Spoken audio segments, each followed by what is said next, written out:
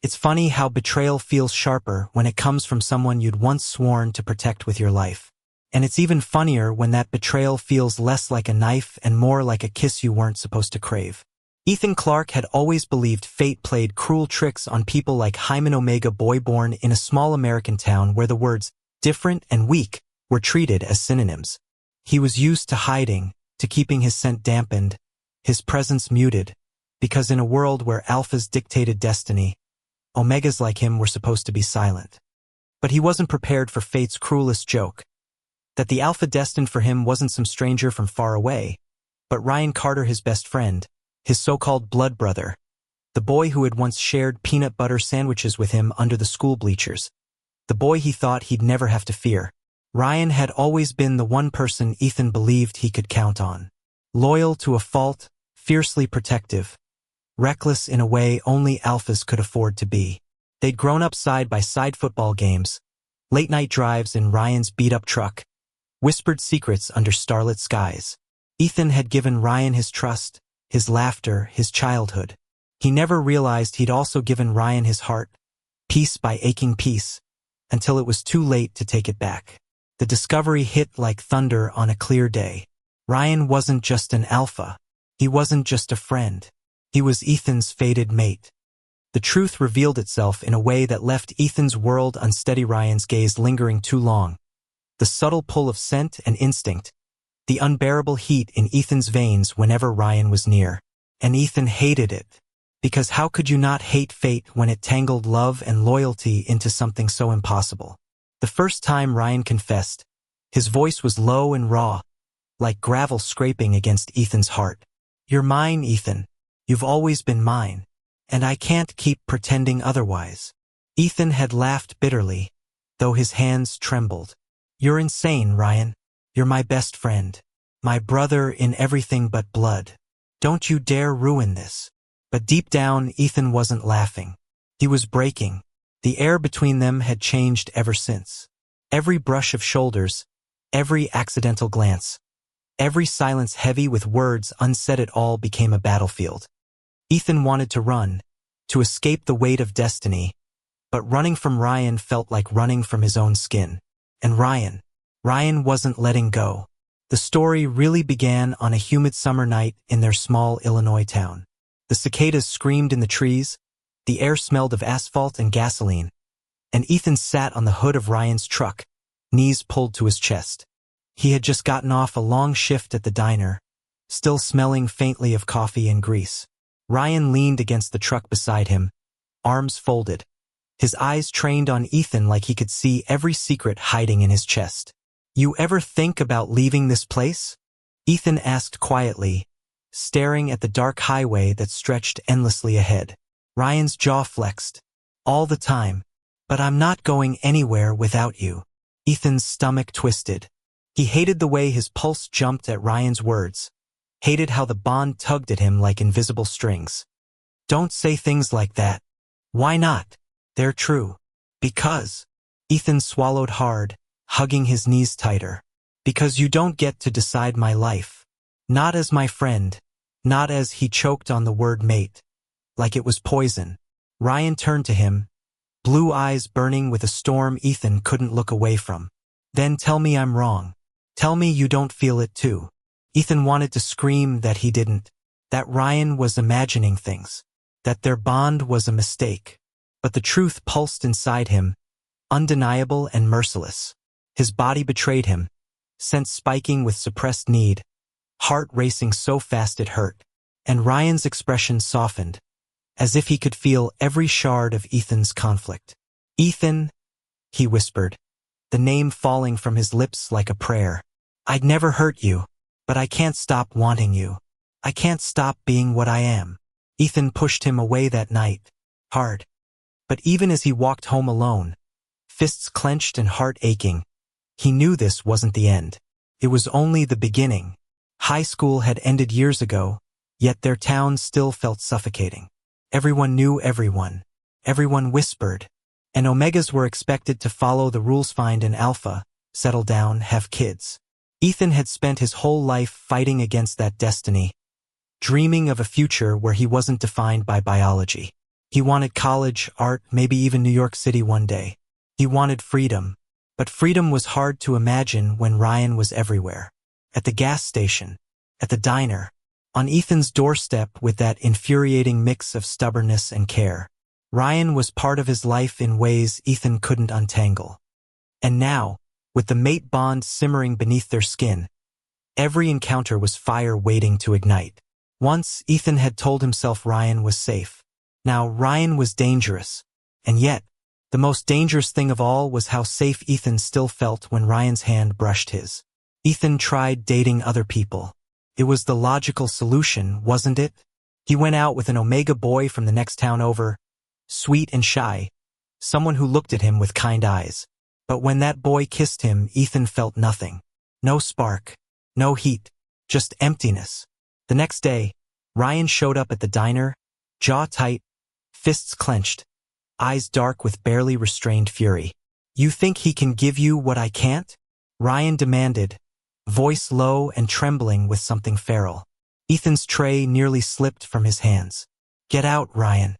You're making a scene."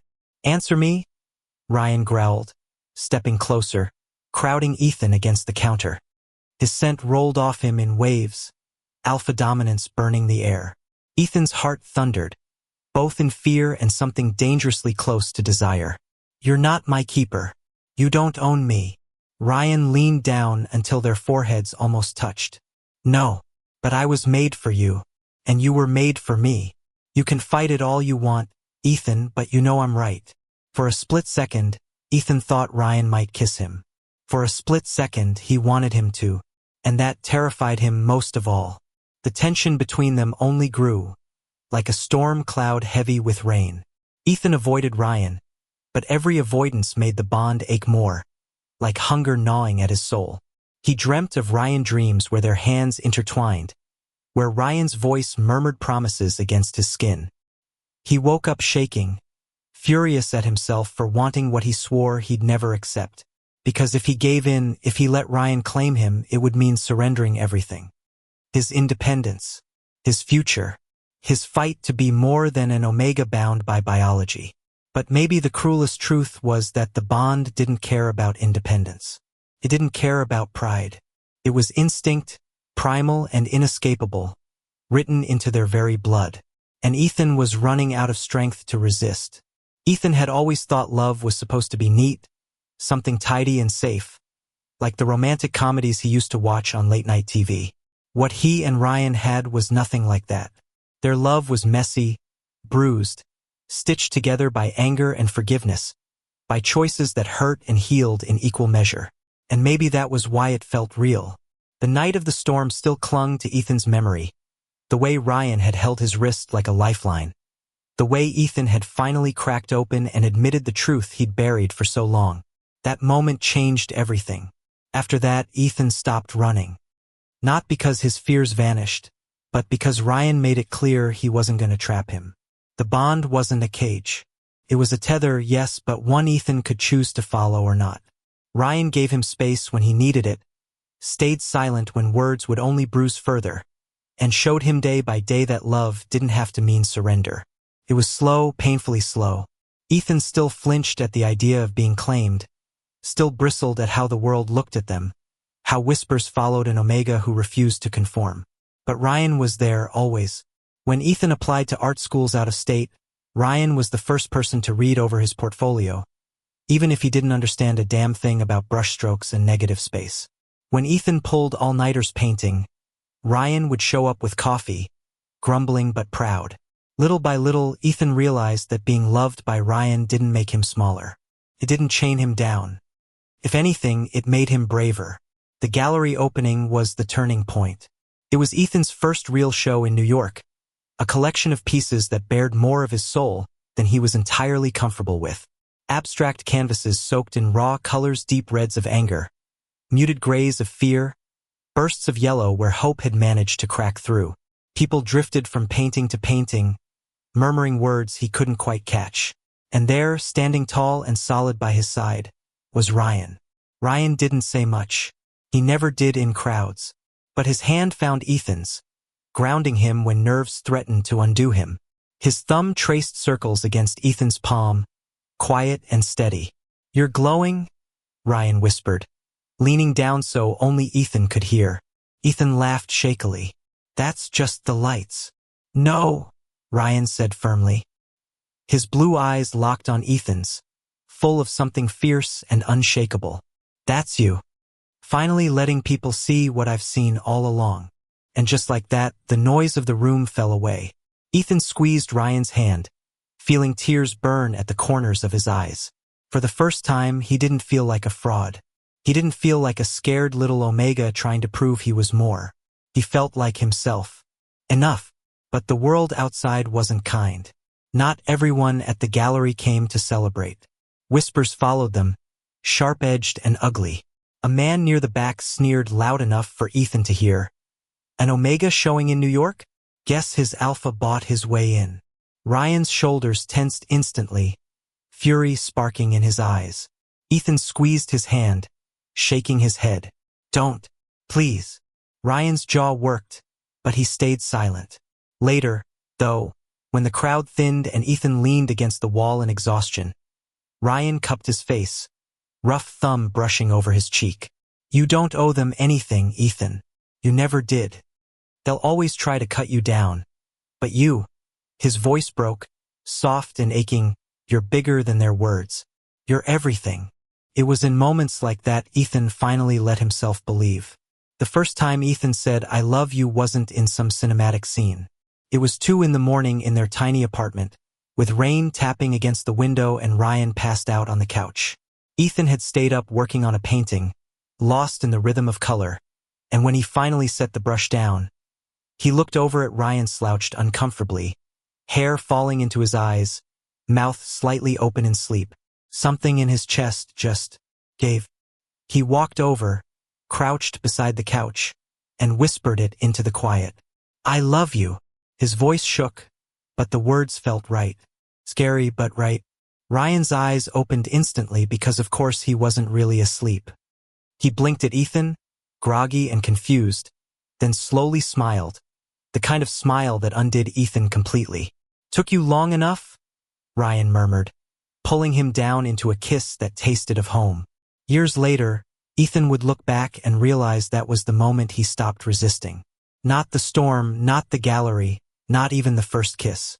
It was that quiet night on a battered couch, whispering love into the dark, that sealed them together. The bond ceremony came on another rainy night, fittingly enough. They didn't do it big, no audience, no fanfare. Just the 2 of them in their apartment, the city humming outside. Ethan wore a white shirt that kept slipping off his shoulder, and Ryan kissed the mark into his skin with a reverence that left Ethan trembling. It wasn't about ownership.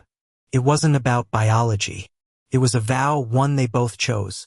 When it was done, Ethan rested his forehead against Ryan's, tears slipping free. "I thought this would make me feel trapped," he whispered. "And?" Ryan asked, voice rough. Ethan smiled through the tears, clutching Ryan's shirt.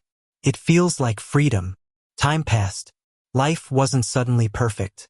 They fought, they stumbled, they faced the judgment of a world still learning how to accept them. But through it all, they held on. Ethan's art blossomed. Ryan found work that mattered to him, steady and fulfilling. They built a life together, messy and loud and utterly theirs. And on quiet nights, when rain pattered against the windows and the city lights blurred outside, Ethan would curl against Ryan's chest, breathing in his scent, and marvel at how wrong he'd been at the start. Ryan had never been his brother. He had always been his home. The last canvas Ethan ever painted for that gallery was of the storm. Dark skies split with lightning, 2 figures standing together against the rain, hands clasped tight. At the bottom, in tiny letters, he scrawled a single line. "Love is not the absence of fear. It's choosing someone despite it." And when the world saw it, they didn't know the whole story. But Ryan did. Ethan did. And that was enough. Thank you for listening. Don't forget to like and subscribe to stay updated with the latest videos.